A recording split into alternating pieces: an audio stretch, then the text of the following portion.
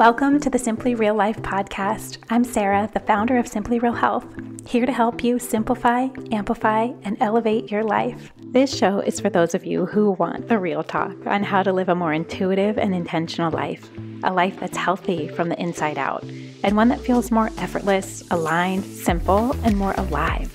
We cover it all, from health, wellness, mindset, motherhood, daily habits and rituals, to business and relationships, creativity and growth, and tiny tricks to feeling your best, and the energetics behind it all filled with personal stories, unfiltered conversations, and of course, answering all of your burning questions, all in the way of simplicity and keeping it real, so that you can create your own version of your healthiest life. Let's do it. Hi, you guys. Welcome back to the show. I've got kind of a fun one this week, and it came from a great question on Instagram about what advice would you give to your younger self? The person asking this question gave me the example of a timeline, like in your younger 20s. Let's say maybe you just graduated from school, you're figuring out who you are, what you want, what the direction that you want your life to go in, what your dreams are, what your visions are. And in this really beautiful time and stage of learning more deeply about yourself and learning how to trust yourself and learning who you are. And I think they're some of the most formative years of your life. And although I will say that this learning, I feel like just continues on for your whole life. And there's always things that we are learning and growing and being presented with. But I did want to do a little roundup of the top pieces of either advice or wisdom or the hard-earned lessons that I myself had to go through, that now looking back, I can truly see like how much that shaped me and how much that really has made an impact on who I've become as a woman, as like a full-grown woman, an adult that feels very secure about myself and who I am and what I do and what I'm here for and my dreams and visions for the future. Okay, here they are. Number one is always to trust your body. To always be trusting your gut instinct on things. And if I would have heard this back in my 20s, I'm like, what does that even mean? What does that even feel like? I think it is a longer process to figuring out what this means, maybe particularly in your own body. But just the thought that your body and your instinct and your intuition is there. First, trusting and knowing that it's there. You don't have to wonder if it's there or not. So much of it is about starting to uncover that and starting to really try and figure out what that voice is saying or what your instincts are saying. And I think this is something that just applies to so many areas of your life, whether that's your instinct or your intuition around certain people, around certain places, around things that light you up, around things that don't, around things that don't feel great or don't feel aligned, maybe even if other people around you are doing it or living their life that way. And I think one of the easiest ways you can just start this process of tuning into yourself and really trying to figure out how do I feel about that is something I think of as physically, whether that's a food or it's an experience or it's a hobby or it's a person or it's an idea or it's an invitation that you get, of getting really quiet with yourself and thinking, does that make my body feel expansive? Does that make me take a deep breath in? And does it make me relax? Does it make me feel joyful? Does it feel right or exciting, or there's some sort of spark there?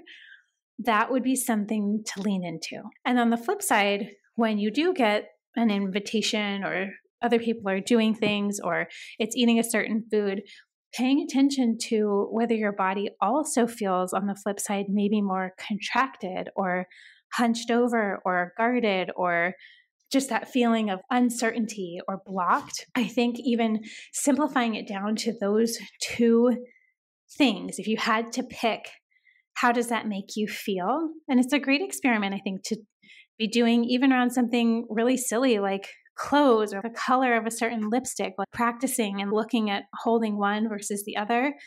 And what sensation do I notice in my body? Is it in my stomach? Is it in my heart? Is it just like a feeling of lightness and ease and excitement?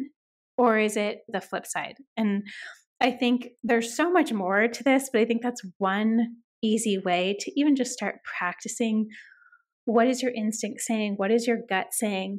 And just the more that you practice that over and over, it becomes easier and that feeling becomes so much stronger.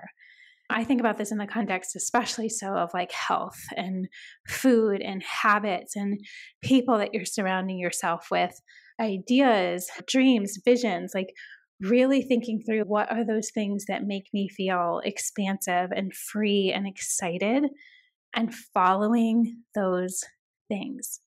Following those things, even if it's something you do on the side, even if it's something as your hobby, even if it's something that you do for free for your family and friends because you just like how it makes you feel. I think it's just such a big indicator as to the things that are really meant for us and the things that are going to play a role in your life in some way, even though you probably don't have the answer as to what that is right now. But having a constant pulse and spending time doing the things that do feel good to you. So making your life be surrounded by those things most of the time. Okay, number 2, and this goes along with the episode from last week about fear. The advice I have, and the best piece of advice I think I could ever give someone if I had to just pick one, is to feel the fear in your life, but then do it anyways. Seeing fear as a good sign, seeing it as a sign that you're on your edge and that it's something that's going to make you grow and get a little bit uncomfortable and put yourself out there and be brave with your life. There's reasons why we have these dreams or these visions, or you think about the future version of yourself and what that looks like and what that feels like. In order to get there, there are going to be so many moments and times where you're going to have fear or feel insecure or be worried or trying to figure out that you don't know the exact steps on how to get there, versus being in the action of doing something towards that, not just sitting and thinking about it and hoping that one day it will just appear, but being in the energy and the action of seeing fear, recognizing that it's very much a normal part of the process of growing in any way. And it's usually a sign that the thing that you are about to do is going to change you and probably be something that you're going to feel the most proud of doing because of the hurdles or obstacles it will take to overcome in your mind about how to get there. Everything I can think of in my life that I feel the most proud of has always started with this great idea and then immediately into fear of that's not possible. I don't know the way. I'm not sure. What if people don't like it? What if I don't know what I'm doing? And it always ends up being and putting you in the place of so much learning and so much growth. And that has this direct impact of teaching you so much more about yourself, and in putting yourself through moments that make you feel uncomfortable, but you know that are growth oriented, really can change your life. Okay, the third piece of advice I would say is that being a late bloomer in life is actually a good thing. And I can tell you just from experience, I had a very intense and long awkward stage. Like I would say most of my childhood, it was such a stage of never really fitting in and always being a little bit of a late bloomer, never really being cool. But I can see now the empathy that that gave me, the ability to feel for other people, maybe on the outside or that don't fit in. And so in middle school and high school, I used to be like, oh, all the cool kids. Oh, wouldn't it be so nice to be one of them? But instead, what that taught me is such a grit and such an empathy of being kind to others, that it wasn't about anything that I had or it looked like, but being a kind human and being open to others and having empathy for others and even being in the observer mode, I think earlier in your life where you're taking a look around and seeing how others treat each other and how you want to be treated, I think has been one of the best things of my life that I wasn't cool, for so long, because it really did build this deep sense of trust in myself that I could figure anything out, that I didn't need other people's validation, that I was just on my own path. Things were going to maybe look a little bit differently for me than they did for other people, and making peace with that early. And now looking at that, I'm like, that was one of the biggest gifts of my life.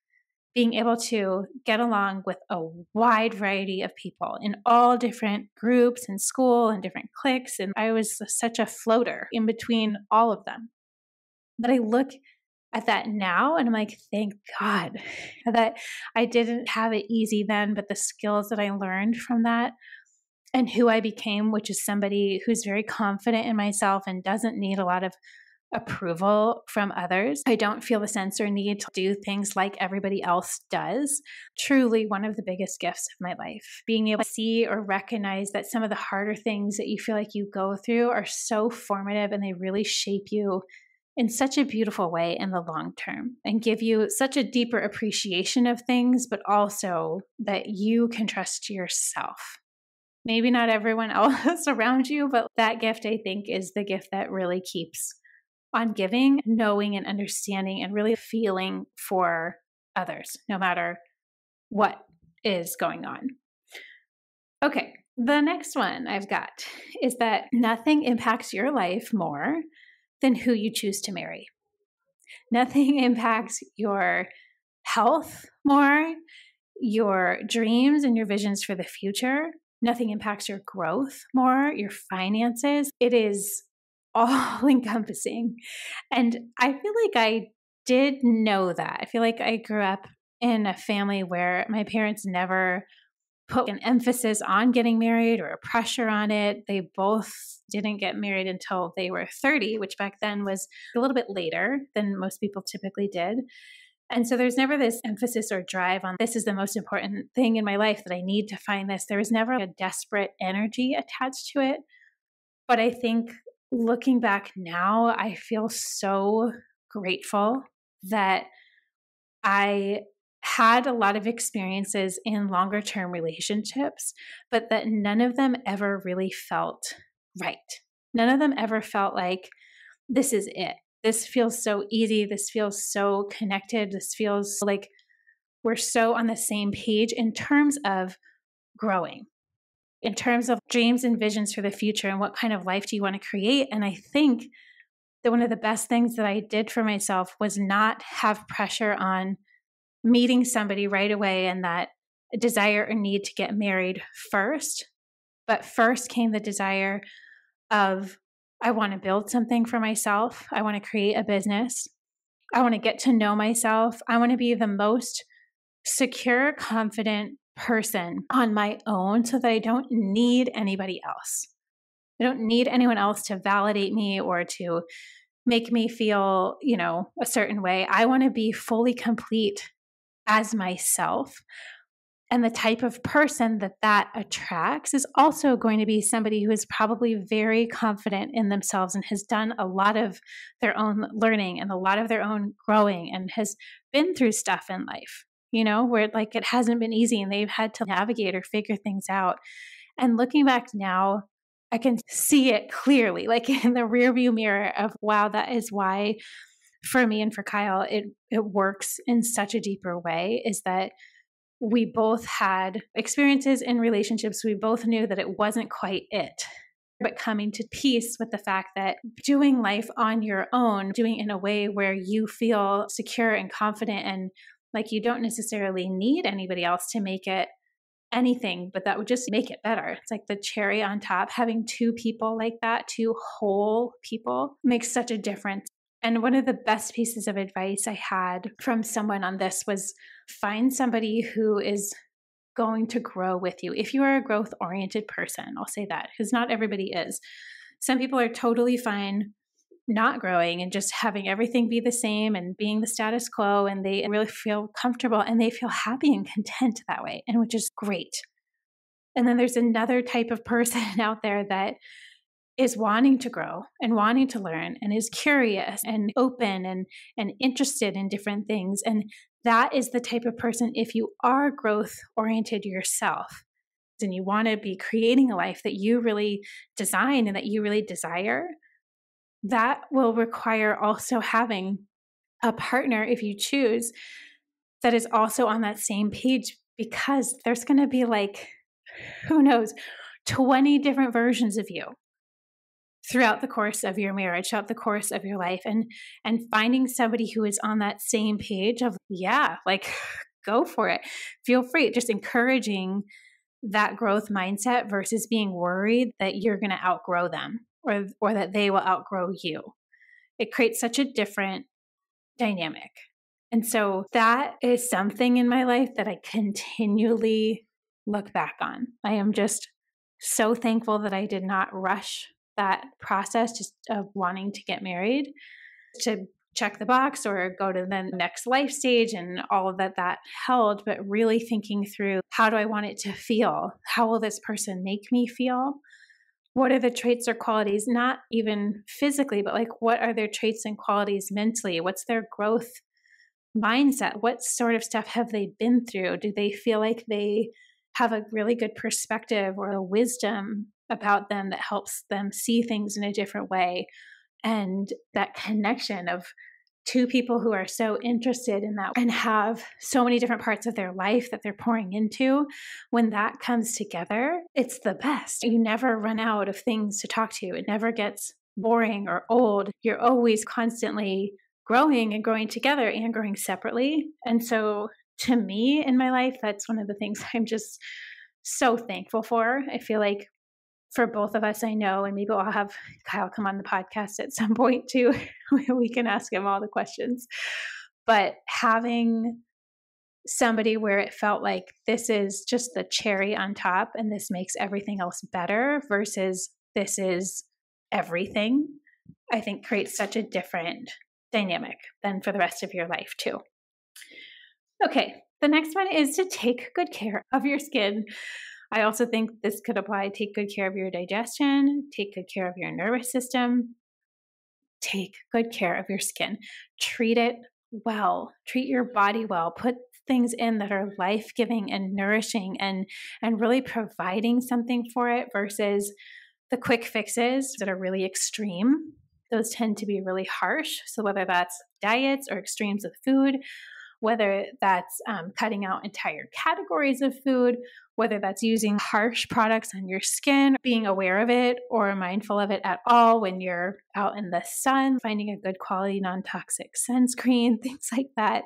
I feel like it's such a piece of advice that we always hear, but it really is so true. You take your skin with you your whole life. And it doesn't have to be perfect, but just well nourished and well hydrated gives you this glow, I think, from the inside out. And also is just such a microcosm of the way that we want to treat our bodies over time, of like thinking through the long game versus falling for quick fixes and extremes. The next advice I have is, if you can, trying to get off medications that are more optional. I know that for a lot of people, they're not optional, but I'm talking about the types of things that are maybe covering up symptoms that you have, but that in the process of getting off of it might really give you a clearer picture as to what's actually going on inside your body to address things at the deeper core issue. So the best example I can think of is birth control. I was on birth control, like I know so many women, especially at my age, that was just the norm. That was the norm of if you had any issues with your skin or any type of cramps or anything that made your periods feel harder, that was the immediate thing to go through, is to get on birth control, because it was touted to clear your skin and to make everything easier to manage with your periods. I always had a kind of funny feeling about it. Like it just seemed a little strange, but I just didn't know enough to know that there were so many other options. But what it ended up doing was just covering and masking these symptoms that if I had addressed sooner would have saved me so much time and energy and so much healing that had to go into my hormonal health later in life.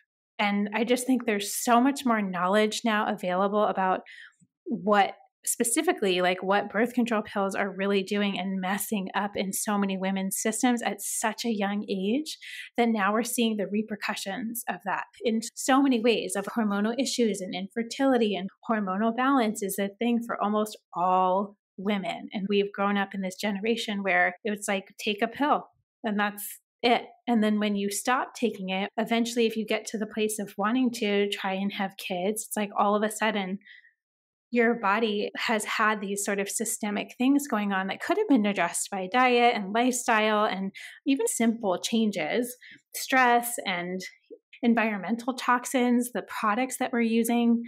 I mean, all of it relates. Waiting that long for there to be foreign substances in your body that are dictating your hormones, which dictates so much about your health, especially for longevity and fertility and all of the different hormonal stages that we go through in our life. It's something that I look back on and I'm like, I wish that I got off that sooner and that I had the wherewithal to start looking for other education. And now there's so much out there. There's so many wonderful books and resources about learning what your cycle is doing and what it means and how to work with it better instead of just covering up symptoms. Really learning the power and wisdom of our bodies, especially as women. It's something that I feel so strongly about, I think, because it took a lot of time and a lot of unwiring and a lot of unwinding when it came to thinking about hormones and my health. And also, by the way, was so true when I had hypothyroidism that came on suddenly after a really stressful time in my life, that the immediate solve was getting right on a thyroid medication when I knew deep down that there must be a reason why my body was off. And I wanted to get to the deeper root core of that. And I didn't listen to that voice because there wasn't any other options. With Western medicine, there was no other talk of anything else.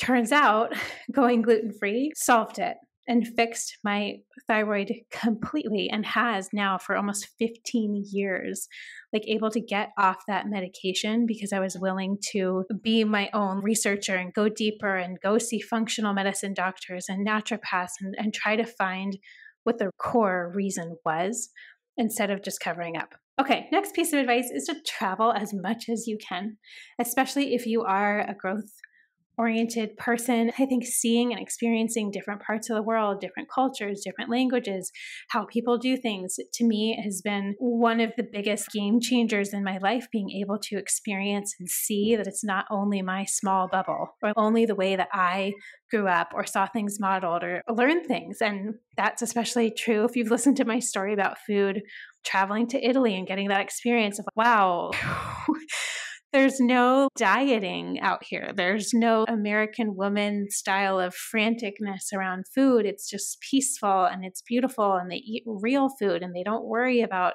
half of the stuff that we're taught to be paying attention to. And that just really broke open so much of a ceiling for me and getting to see and experience things. And also, I will say that if you ever want to have kids, traveling as much as you can before that is so fun and such an adventure. I also love traveling after kids and traveling with our kids, but it's different and it's a much slower pace. And so if you do ever get the chance, I would just always say yes to those opportunities. Let's see. The next piece of advice I would have to my younger self is reduce your toxin load. And I don't mean this to make you feel crazy or neurotic, but like really understanding the things that you use daily, whether that's makeup, skincare, fragrances, laundry detergent, things that you're breathing in or things that you're putting on your skin get absorbed immediately into our body and have this immediate effect on the internal cells of our body. And this a lot of times can be a starting point of chemical and toxin overload. Our bodies can handle a lot, But over time, it really adds up and can create so many issues like endocrine disruptors and hormone disruptors and skin issues and just your overall health really can be the cause and root of so many different cancers and things that our cells have been screaming to stop doing that they can't handle, but is so much a part of just normal conventional life unless you are more educated and willing to see outside the box as to what is really going on. So when in doubt, simple and more pure is always better.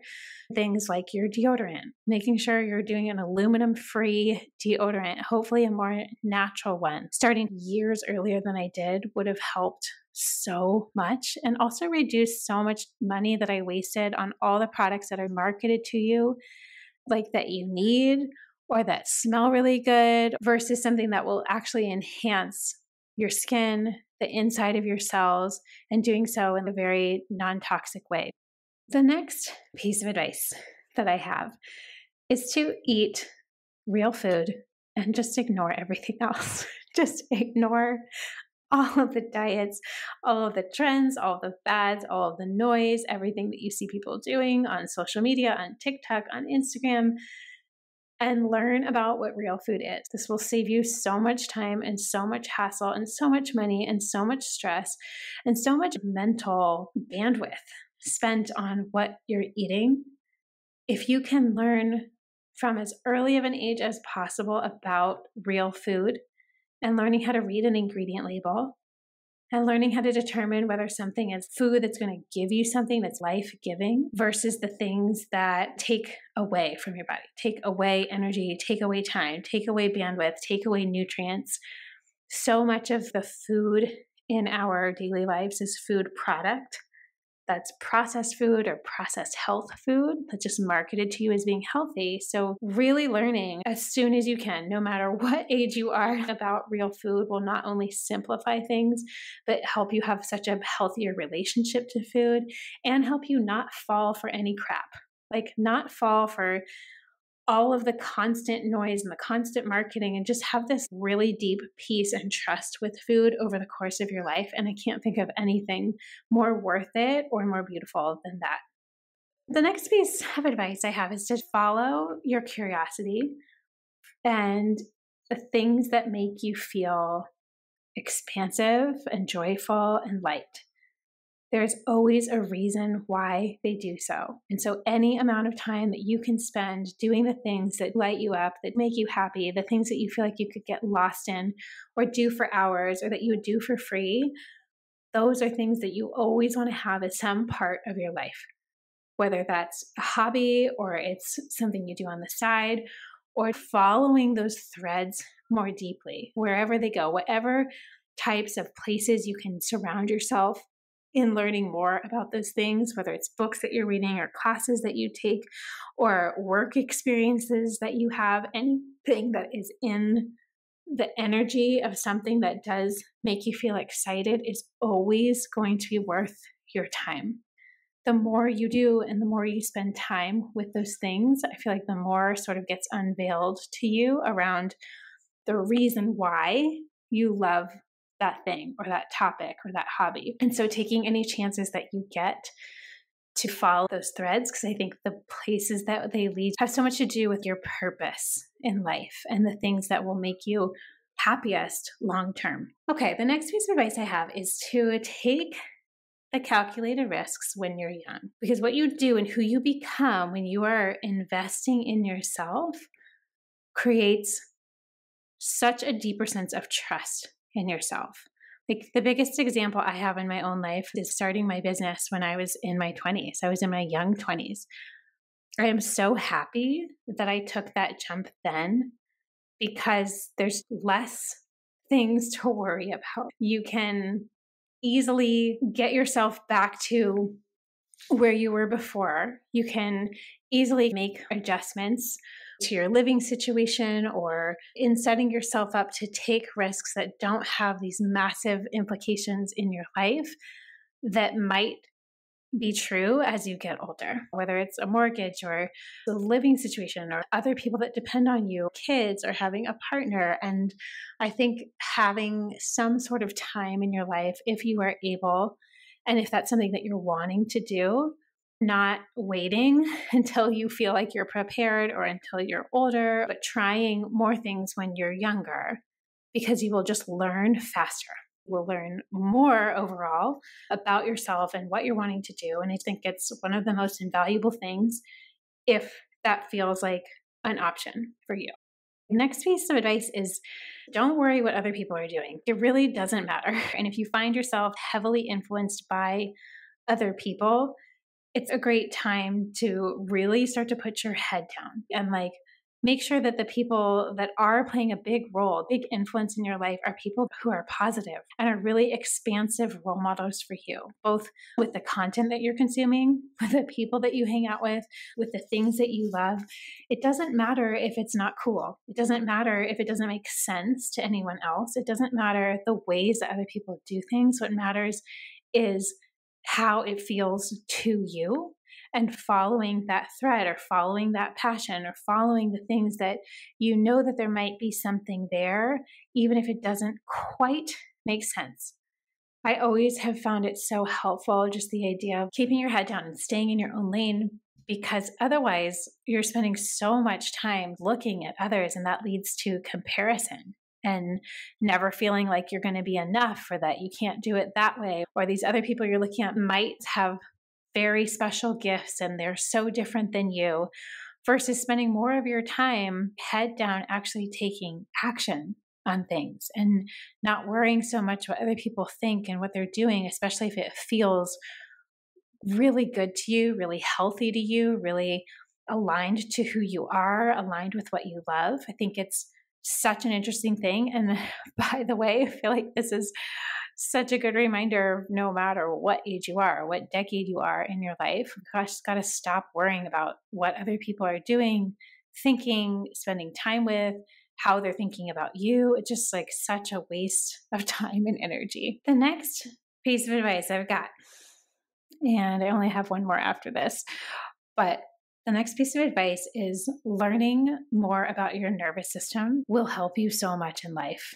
I think this all will start to connect together as you're hearing me talk about following your joy and listening to your intuition and starting to trust yourself and trust your gut and trust your instincts around things, that our nervous system is such an indicator of signs going on in our body, like signs of physical hunger, signs of stress, signs when we're excited about something, signs when we have so much mental talk and fear in our heads that we're wound up on cortisol and adrenaline and really functioning from a stressed out, overwhelmed state, has so much to do with your own nervous system. And so building in practices of quiet and time alone, time to reflect, whether that's writing in your journal or it's taking a walk outside in fresh air or it's taking a bath or a shower, or just really taking care of yourself mentally and emotionally is what this means. And learning the ways that your body relaxes the best and can let go of a lot of the thoughts and stress and energy from the day is a skill that will help and serve you so much in your life, because we can't get away from stress or from hard things. Even daily, there's going to be things that go on, but it's all about how you handle it and how you train your body to handle it. Is it something that really stays stuck on you and then festers and you never learn to feel your feelings? You bottle them all up, you push them aside. You have different coping habits that are not necessarily healthy, like all around feelings that you're feeling, versus having really healthy ways to release those and to process through them and to get closer to what your heart is actually saying versus all the noise that our own heads can create. So it's an ongoing process, but it's something that I think the earlier that you start, and I'm trying to do this with my kids too, like the more attention you can pay to your physical body and the signs that it's giving you, and learn different ways and mechanisms of processing through all of that stuff and letting it go, feelings, emotions, or otherwise, really lightens the load that you carry and puts such less stress on your body's systems, enabling it to function so much better. The last piece of advice I will give, and this is something that I come back to probably every week of my own life, is this thought of how can I make this easy? How can I make this more simple? How can I make this more fun and more enjoyable? Whether that's the food on your plate, the way you're thinking about things, something in your life where you feel resistance to, or you feel like it's too hard or it's too much, like how can you make it fun? How can you make it easier? How can you take away a lot of that resistance or the stress around it and replace it with a different attitude and a different mindset? So much of this is about how you're thinking about things, realizing that your thoughts are so in control. Whatever you are thinking ends up being what you believe, and whatever you believe ends up what you actually manifest and create in your life. And so really keeping a pulse on where your thoughts are at, and if there's moments of negativity, or this is too hard, or I don't like this, or having that sort of gut check, those questions with yourself. What feels good? What would feel better? What would be a better way to do this or think through this? And having that conversation with yourself, that ability to vet those thoughts before they become these things that you just believe and let guide your life. Having ways to vet those and say, is that actually true? Is that real? Is there a different way I could think about this? Is there a different thought that I could focus on instead of that? Really impacts so much of not only your daily life, but then think about that over the course of years or decades of what you think is actually possible for you, all based on how you talk to yourself and the thoughts in your own head. I'm sure that there's so many more that I could probably think of, but at least for me, those have been the most impactful things and the things that I am personally wanting to teach my kids from a really young age and really impart on them. And so I hope any part of this might be helpful for someone else in your life that's maybe going through a time of transition or in a different life stage than you, or currently learning. But I mean, aren't we all? I think at all stages, we always are. But these are just a little list, a little collection of the things I feel like that have had the biggest impact on me personally, in hopes that it gives you some ideas about things to think about in your own life too. I love you so much. Thank you so much for being here. And we'll see you back here next week. If you enjoyed this episode and want more like it, make sure you're subscribed to the Simply Real Life podcast, wherever you listen to podcasts, and maybe share it with a friend or two. That would mean the world.